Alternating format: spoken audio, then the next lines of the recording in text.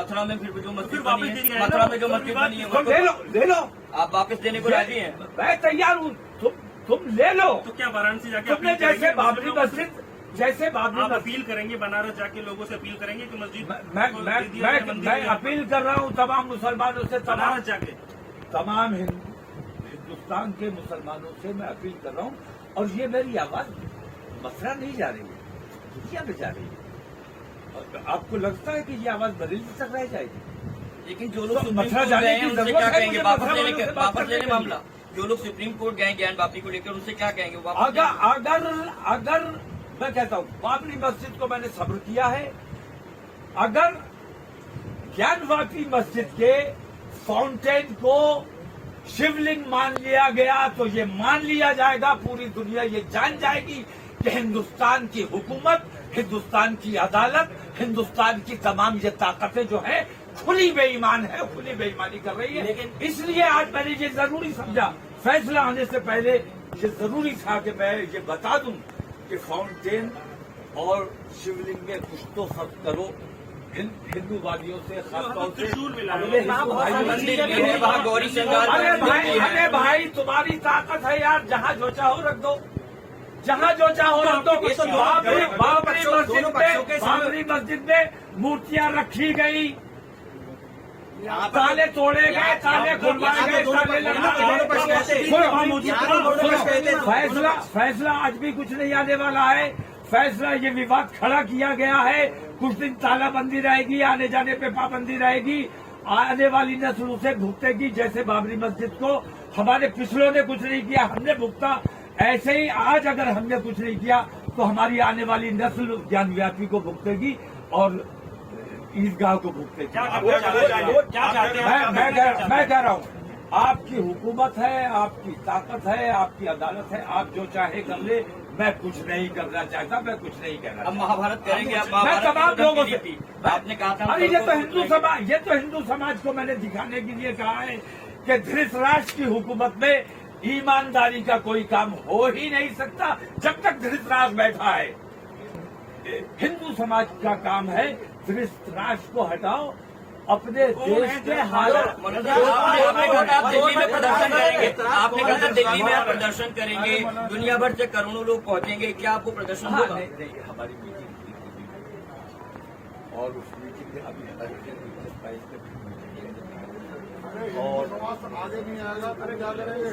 दिल्ली में आप प्रदर्शन करेंगे, दुनिया भर से करोड़ों लोग पहुंचेंगे, क्या आपको प्रदर्शन होगा? नहीं, हमारी मीटिंग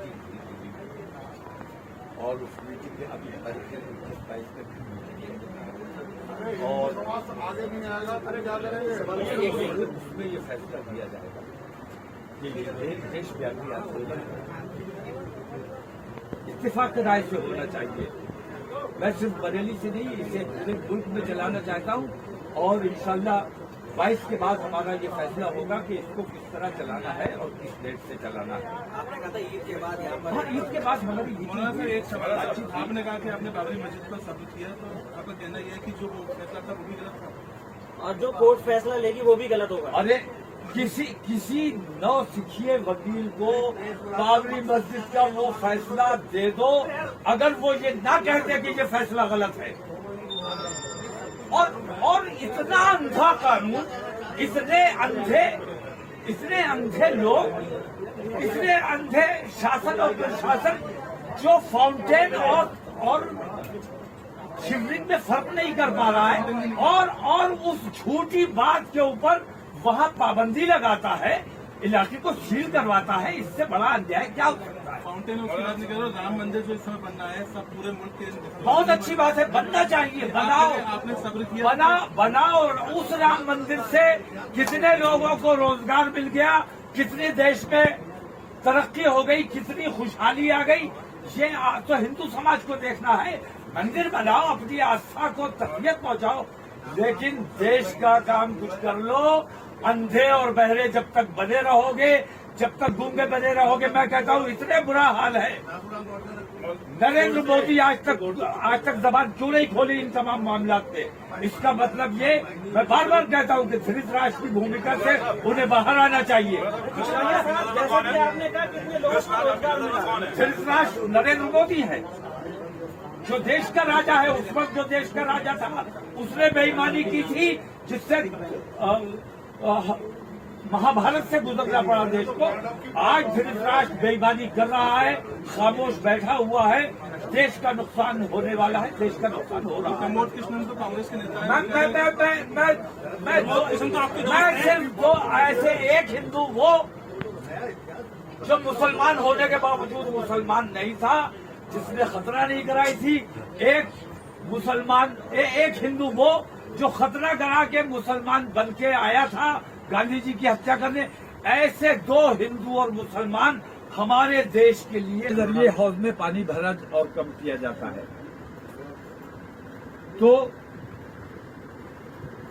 दुनिया भर में छोड़ दीजिए, आप बरेली की मस्जिदों में नौमहला की मस्जिद जाके देख लीजिए, मिर्जाई मस्जिद जाके देख लीजिए, जामा मस्जिद जाके देख लीजिए, पीलीभीत की जामा मस्जिद देख लीजिए, बदायूं की जामा मस्जिद देख लीजिए। उन मस्जिदों में भी इसका मतलब ये हुआ कि हिंदुस्तान की हर जिले में ऐसा हौज पाया जाता है और हर हौज में ऐसा एक शिवलिंग पाया जाता है। इसलिए उन तमाम मस्जिदों को मंदिर में तब्दील कर दिया जाना चाहिए। ये मंशा मुझे लगता है कि सरकार की है। अगर ज्ञानव्यापी के उस फाउंटेन को हुकूमत बेईमानी करके अदलिया का सहारा लेकर गलत फैसला करा के दूसरों की आस्थाओं की दुहाई देकर अगर कोई गलत फैसला किया जाता है तो इसके नतायज गंभीर हो सकते हैं। बाबरी मस्जिद के सिलसिले में हमने सिर्फ इसलिए कि हमारे मुल्क में अमन व अमान बाकी रहे, वरना दुनिया जानती है कि बाबरी मस्जिद का जो फैसला हुआ है वो झूठा और बेईमानी पर मबनी है। लेकिन मुसलमानों ने सिर्फ इसलिए सब्र किया कि हमारे देश में अमन व अमान बना रहे, देश में दंगे और फसाद का माहौल न बने। तो हमारी इस कुर्बानी को हमारी कमजोरी न समझा जाए। हम किसी भी कीमत पर ये बर्दाश्त करने को तैयार नहीं है। खासतौर से मैं हुकूमत उत्तर प्रदेश से ये मुतालबा करना चाहूंगा कि जिस तरह उत्तर प्रदेश की हुकूमत ने अयोध्या के मामले में आगे बढ़कर फैसला लिया और हिंदूवादियों की उस साजिश को नाकाम किया जो उन्होंने फसाद बर्पा करने के लिए नकली टोपियां ओढ़कर दाढ़ी लगाकर आए थे, मुसलमानों जैसी शक्ल बनाकर आए थे, उनको नंगा करने का काम जिस तरह उत्तर प्रदेश की सरकार ने किया, उसी तरह मैं सरकार से मांग करूंगा इन साजिशों को भी नाकाम करना सरकार का काम है। रहा सवाल इस बात का कि मैं आप तमाम लोगों से ये दरख्वास्त करूंगा कि जाइए जामा मस्जिद का हौज का फोटो लीजिए और उस हौज में भी शिवलिंग मौजूद है, पत्थर का ही है। नौमहला मस्जिद में पहले महाभारत वाली बात कही थी और धृतराष्ट्र वाली बात कही थी, वो भारतीय जनता पार्टी ने उसको एक्सेप्ट कर लिया। पिछले दिनों जो बयान आया, उद्धव ठाकरे की एक मीटिंग थी, सभा थी, जिसको कहा गया कि वो कौरवों की सभा थी, और देवेंद्र फडणवीस का बयान आया कि अब पांडवों की सभा होगी। तो कौरवों और पांडवों की सभाएं हो रही हैं, इसका मतलब ये है कि शासन में जो बैठा हुआ है वो असल में धृतराष्ट्र ही है।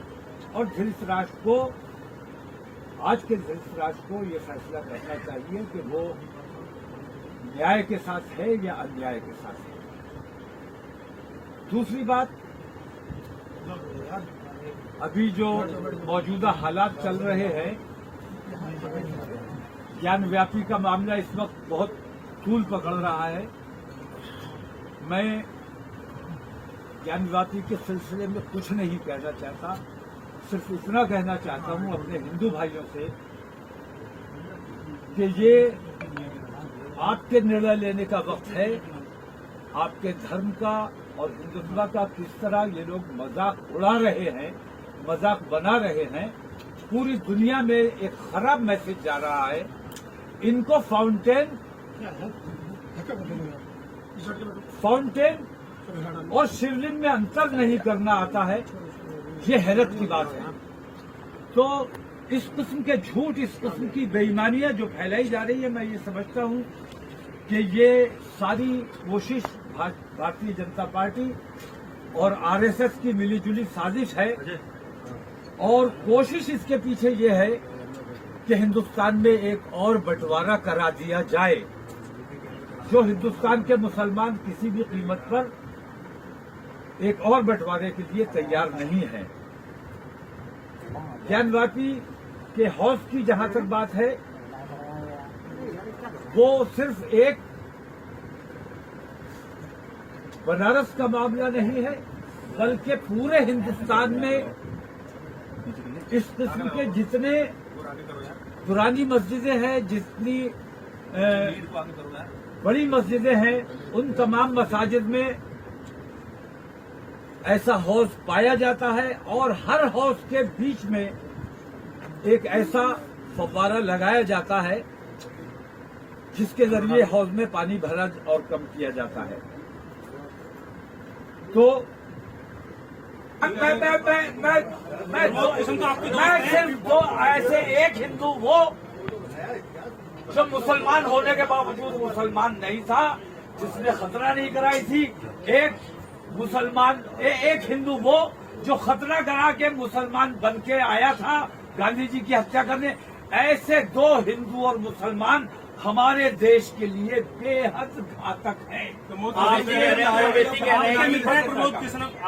कह रहे हैं गंभीर परिणाम भुगतने होंगे अगर फिर से अगर ज्ञानवापी मामले में भी ऐसा किया गया जैसा बाबरी में किया गया। तो आप क्या करना है? मैं ये कह रहा हूँ